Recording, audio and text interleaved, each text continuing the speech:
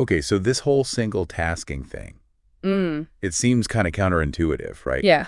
In our world, like everyone's always saying, hustle, hustle, hustle. Right. But you sent over this ebook, Focus on One, and it's saying Yeah. basically multitasking is bad. Yeah. So I'm curious. It is.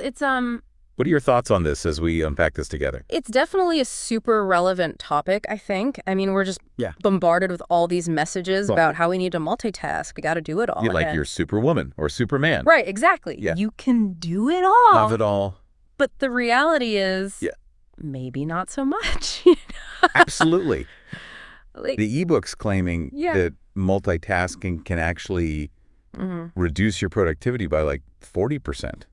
Right. That's a lot. It is a lot. Is that for real, or is that like, I think, while the exact percentage might vary a little, depending on what you're doing, who you are, all those things. Sure. The main idea is that, our brains just aren't really meant to juggle a whole bunch of complex things at the same time. It's like every time you switch from one thing to the other, there's this mental cost. Oh, interesting. Like, imagine a computer slowing down because you've got way too many programs running. I can see that. It's kind of like that. Yeah, that makes sense. Yeah. But it's not just about productivity, right? Right, exactly. The ebook goes on and on about all these other consequences, like memory loss, even burnout. It can definitely contribute. Yeah. Is that a bit extreme, or is that really... Think about it. Okay. Have you ever walked into a room... Oh, yeah. ...and completely forgotten why you went there? Oh, all the time. Or started writing an email and just lost your train of thought like halfway through? Yeah. That's your brain trying to jump between things. Oh, my gosh, yes, all the time. Right. I would just blame it on, like, getting older. But maybe it's the multitasking. Could be. Yeah. The more we do it, right, the more we reinforce these kind of bad brain habits. Interesting. It's like you're trying to run a mental marathon, Yeah. Okay. You're going to hit a wall eventually. Okay, that's a powerful image. Right. Yeah. So if multitasking is the bad guy here, then single tasking is like our productivity superhero. The hero. Yeah. Exactly. The ebook talks about all these benefits like better focus, higher quality work, right, even more enjoyment. Yeah. Like, is that all true, or is that... It's interesting because, like, peak performers, right, they often really get this, even if they don't call it single tasking, they know how to prioritize. Okay. They set aside time for specific tasks, and they don't just jump around from one thing to the next. That's like that old saying. Yeah. What is it? The man who chases two rabbits catches neither, or something like that. Yes, exactly. It's all about focusing your energy. Yeah. Yeah, where it matters most. And here's where it gets even more interesting. Okay. The ebook also says that single tasking can help you relax better. Really? When you're really present with what you're doing, you're less likely to carry that mental load into your downtime. So it's not just about getting more done. Right. It's about enjoying it more. Exactly. And then actually having better downtime. Yes. Sign me up. Right. But even if I'm totally on board with this whole single tasking thing, the ebook also talks about why we get stuck. Yeah. Even when we think we're working hard. Right. Some of these really resonated with me. Like focusing on the wrong things. Yeah. Unclear goals. Information overload. Those are all big ones. Which of those, which ones do you see most often? I think the biggest one is focusing on the wrong things. Okay. It's so easy to get caught up in busy work. Yeah. Things that feel urgent. Right. But they don't actually move you toward your bigger goals. Like, you could be checking email all day long. Right. Feeling super productive. Yeah. But are you really making progress? That's a really good point. Sometimes I feel like I've been working all day. Yeah. And then I look back and I'm like, wait, what did I even do? Exactly. And that's where single tasking can be so powerful. Okay. By choosing just one thing, you're forced to decide how important it is. Right. It's not just doing one thing. It's about being intentional about what that one thing is. Exactly. Okay.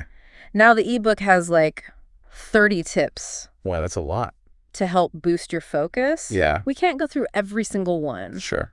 But let's pick a few. That maybe stand out. Yeah. One that I really liked is Post-it note reminders. Oh, I love Post-it notes. All right. Sometimes I just need that little visual cue to stay on track. Exactly. It's like a little message from your future self saying, hey, remember what you're supposed to be doing. Right. Yeah. It's so simple. It is. But it works. Super low tech, but very effective. Yeah. And speaking of reminders, another tip that resonated was start fresh every day. Okay. The ebook really emphasizes, mental resets are important for staying focused. Makes sense. Okay. It's easy to get caught up in like yesterday's to-do list. Yes. And carry that all over into the next day. Exactly. Do you really think starting fresh each day makes that much of a difference? I do. In terms of like focus and... It's about recognizing that mental energy, it's limited. We need to recharge. Sure, like our phones. Just like we recharge our phones, yeah. Okay. We got to replenish our mental energy. Okay, I got to be more mindful about that. Yeah. I tend to just like jump right back into it. Right into the thick of it. Yeah, first thing in the morning. Yeah. Okay. Now, this next tip. Okay. This one's definitely for you. Uh-oh. Declutter your surroundings. Okay, yes, I'm very guilty of... Oh, no, you got the... A very messy desk. A messy desk, yeah. The ebook's saying that a clean workspace, actually. It does. There's actually research on this. Okay. Visual clutter competes for your attention. Makes sense. Right. Yeah. Makes it harder to focus. Okay, so maybe I should tackle that pile of papers then. Might be a good idea. Okay, but even if I clean my desk and I'm feeling focused, I still struggle with all the distractions. Yeah. Like the ebook mentioned information overload. Yes, huge one. You work with so many high-performing people. I do. What have you seen them do to manage all that information? That's a great question. Yeah. They're very careful about what they consume. Okay. They limit their exposure to news, to social media. Okay. They're very selective about what emails they subscribe to, and they really only focus on content that directly relates to their goals. Oh, good reminder for me. Yeah. I get sucked into the social media scroll. It happens to the best of us. Yeah, and then I wonder where the day went. I know, right? Okay, so we all fall into those traps. We do. But the key is to be aware of them. Absolutely. And have strategies. Exactly. Okay. And speaking of strategies, let's talk about a more structured approach. Okay. The Pomodoro technique. Okay. The ebook presents this as... Yeah, I've heard of it. A tried and true method. But I've never actually tried it. Have you ever been skeptical of... I'm always a little skeptical of time management stuff. Right. Do they really work? Yeah. The Pomodoro technique, it's more than just time management. Okay. It's really about using focused attention and building in breaks. Okay. It breaks your work down into intervals. Usually they're 25 minutes with little breaks in between. So it's like interval training for your brain. Exactly. And just like interval training pushes you physically, yeah, Pomodoro pushes you mentally, but in a sustainable way. Okay. It's a 5-step process. Okay. First, you pick a task. Okay. Set a timer for 25 minutes. Work till the timer rings. Okay. Make a 5-minute break. Okay. Then you repeat steps 1 through 4 times, and then you take a longer break. Okay. 20 to 30 minutes. I like that it had those built-in breaks. Right. I tend to just get like sucked in. Yeah, forget to come up for air. I forget to come up for air. Yeah. Do you think those breaks are like really crucial? They're super important. Okay. Those short breaks help you stay refreshed so you can focus for longer. It's like hitting reset on your brain. Right. And then the longer breaks, yeah, those are key for stepping away, recharging, coming back with fresh eyes. Right, right. Yeah. Yeah, that makes a lot of sense. Yeah. It's like little mini vacations throughout the day. Right. Yeah, that sounds really nice, especially for someone like me who tends to just get lost in the work. And the best part is, yeah, you can tweak it, You can change the interval lengths, the number of cycles. So it's not just like it's not one size fits all. One size fits all, yeah. Exactly. I'm always a little wary of that. I get it.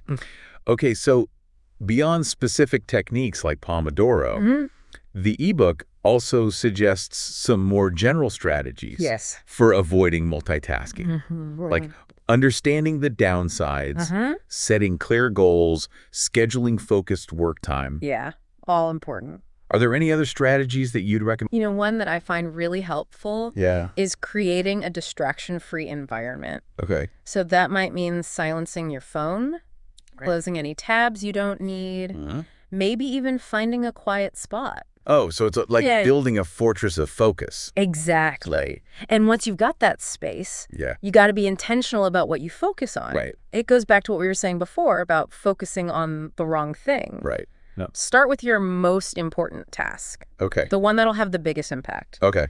And just give it your full attention. This reminds me of that eat the frog idea. Yes. Do the biggest, hardest thing first. Get it out of the way. Have you found that actually helps? I think there's definitely something to it. Okay. Getting that big thing off your plate early, it gives you this feeling of momentum, accomplishment that can kind of carry you through the day. It's like that feeling when you finally clean out your closet. Exactly. It's not fun while you're doing it, but after, it's like... relief. So much better. Yeah. We've talked a lot about individual benefits, but I'm curious about teams. Yeah. The ebook mentions it a bit. It does. But I'd love to hear your perspective. Sure. How does single tasking work in a team setting? That's a great question. Yeah. I think it's about creating this culture of focus within the team. So that means being clear about communication. Right. Minimizing interruptions, when people are trying to focus.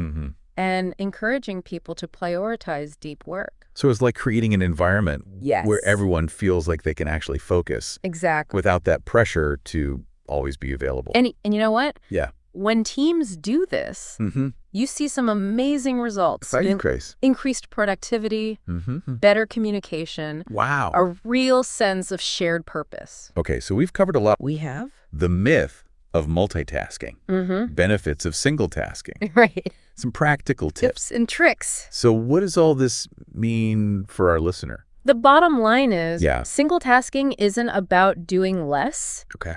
It's about achieving more. Okay. By really concentrating your energy. Right. Working smarter, not harder. Exactly. It's about taking back control of your time and your attention and using them in a way that aligns with your goals. Your values. And, it's important to remember this is a journey, not a destination. Right. You're going to slip up sometimes. Oh, absolutely. You get distracted. The world will throw things at you. Right. And one thing the ebook didn't really talk about is how to deal with those unexpected interruptions. Yes. Like the fire drills of life. Right. Any final words of wisdom on that? I think it's about having a system for managing those interruptions. Yeah. Maybe it's setting boundaries with your colleagues, family. Maybe it's having specific times for checking email or messages. Yeah. Or just having a plan for how to quickly refocus. So it's about being prepared. Yeah. So you're not totally derailed. Exactly. When something unexpected happens. Because let's face it, it's always going to happen. Oh, yeah, it's a guarantee. It is. Okay, and be kind to yourself. Absolutely. Don't beat yourself up.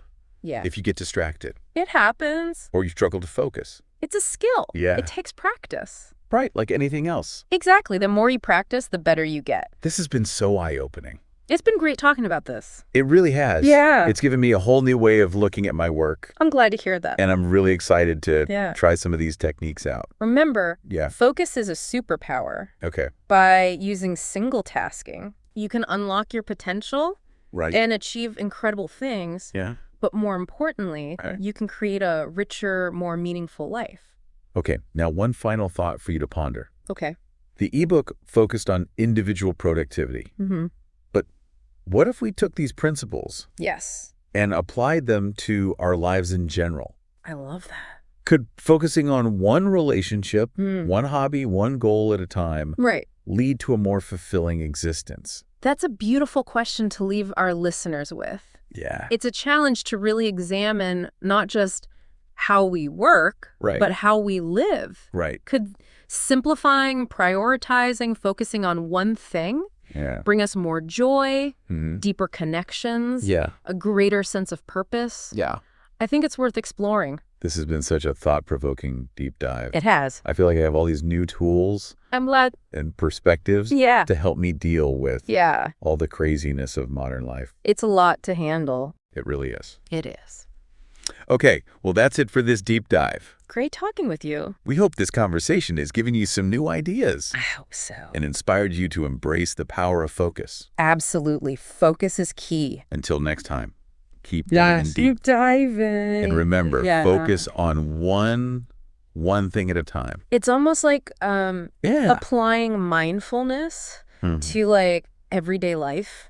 I love that. Instead of trying to do all the things, what if we just savored each experience, Exactly. Each interaction, each moment. It's a shift, isn't it? Yeah. From quantity to quality, instead of asking, how much can I get done?